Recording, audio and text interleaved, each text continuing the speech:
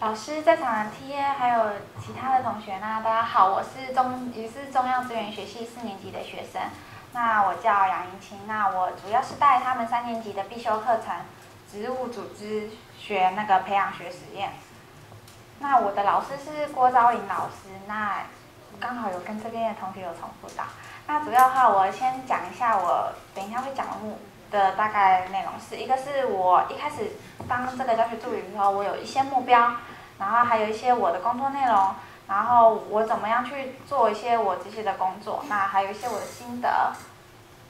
那我一开始的目标的话，就是希望能做老师和学生沟通的桥梁，因为老师跟学生总是会有一点距离，然后学生都会怕老师，都不敢问问题。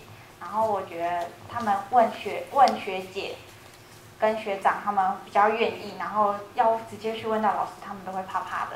那接下来就是为他们解惑，因为他们就是真的是问题，真的不太会问老师。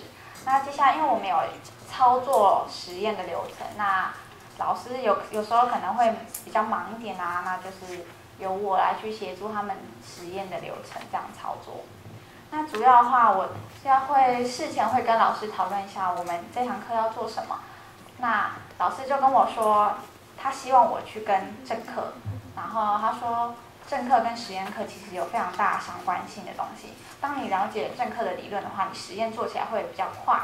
那接下来就是我跟他们一起分组实验进行。那我们这堂课比较特别的话是，我们是分组、分批、分时间去进行的，因为我们的实验操作台比较少一点。那为了要让同学都可以操作到，我们就必须这样子进行。那接下来的话，我们的 TA hour 是跟实验室一起进行的，因为当他们有问题的时候，他们可以直接提问。那提问之后，我可以马上回答。如果我不会的东西，我会现场也可以就马上去请问老师。那最后的话，就是我把他们问我的问题，把它做成一个这个原本是只是要给学弟妹参考作用，就给老师检阅的时候，老师觉得这份教材非常不错，所以把它当成上课用的教材。那我的教学做法，第一个是实验的操作。那学生呢，他们都会有亲自的操作机会。那因为大家都是第一次进入到操作台，所以其实非常的不熟悉，那也会很害怕说自己有哪里错误，所以我们就会从旁协助，那也会示范操作给他们看。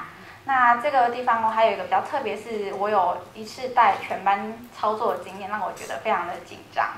然后事前就是有先做一些准备。那接下来就是问题回答技巧，我觉得这等一下我们会再讨论。然后还有一些实验报告写作，那因为这是他们最常问的问题，那之后我就做成教材。那还有接下来就是我怎么样跟学生的就是互动啊，那我觉得其实跟学生互动很重要。那等一下我们还再看一下。那操作的话，示范操作我觉得就是非常的重要，就是你事前要先准备好。你东西准备好，然后你流程全部都 run 过之后，接下来就是你上台。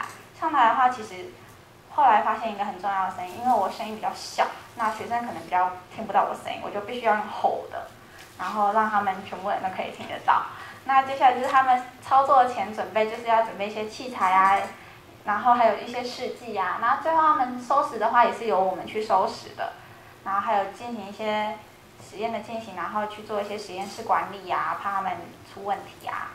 那这是在全班面前示范的流程，那其实真的是还蛮紧张的。那后来我那时候有问曾经当过 TA 的学长姐，他们跟我说，其实你主要的话，你在上台演讲之前，你要先流程整个准备好之外，你还要注意一下老师平常上课是怎么样上课。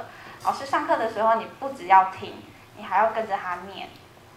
然后这样你才会知道说，老师是用怎么样方式去引导学生，而不是用你自己的方式，就是乱七八糟的引导。那我觉得这对我来说非常的重要，然后我后来就学到很多。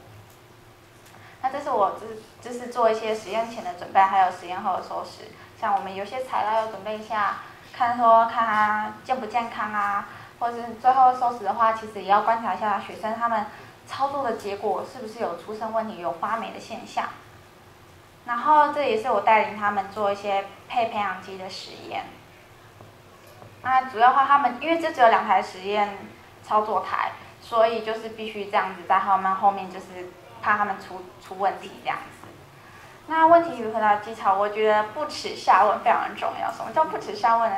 你要一直去问学弟妹说，哎，有没有问题？有没有问题？当你很热心的时候，他们就会就是会跟你说，哎，好，那我提个问题好了。然后当你回答了之后，他就觉得，哎，好像又有问题，然后就会继续跟你讲。然后接下来还要问的话，就是要问老师。你要懂得去问老师问题，然后要怎么提出来啊？我就觉得其实下面的老师还蛮紧张的。那学习老师的上课技巧就是跟课，然后同学都会默默发现我在课堂上那边默默在那边 murmur， 然后再跟学着老师讲话。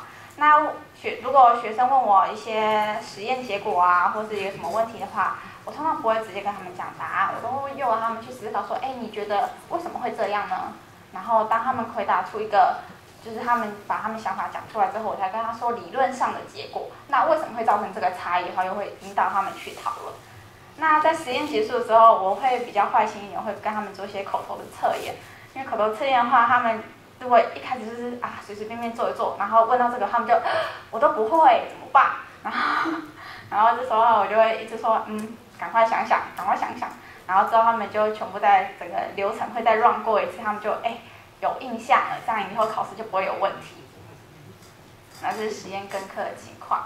那这是我们讨论的情况，就是在讨论一下整个流程啊、步骤啊、实验仪器什么的。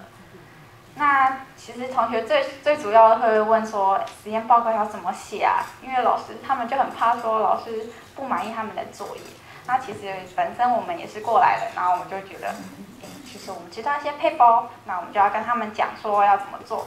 那当然有一些东西，其实我自己也不是很了解，那我就去询问了老师，然后还有其他相关领域的老师。同时间我也去问了一些学长姐，因为他们比较容易就是知道你自己的问题出在哪里，那把它制作成一个教材。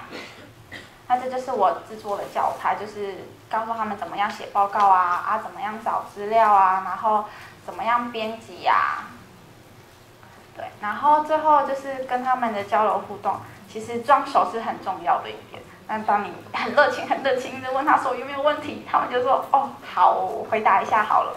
然后他们同时也会问我一些非课程的问题。其实我觉得这种东西就算不是题业，我也会很热心的告诉他们。当你很熟的时候，跟他很熟的时候，他就会把他自己的问题丢给你，那你就以本身带他们的经验，然后回答他，这样学弟妹会非常的感激。然后最后我觉得帮助了他们，然后我觉得我自己的能力也被提升了，就是我自己找资料的能力啊，和同学沟通啊，回答问题的方式也都整个有大大的提升。然后我也学会厚脸皮去问他们，然后我很感谢我的老师，还有帮助我的学姐，还有在场各位其他的 TA。那因为有他们，就是会跟我们讨论学生的问题，然后非常谢谢他们。那这是我报告到此结束。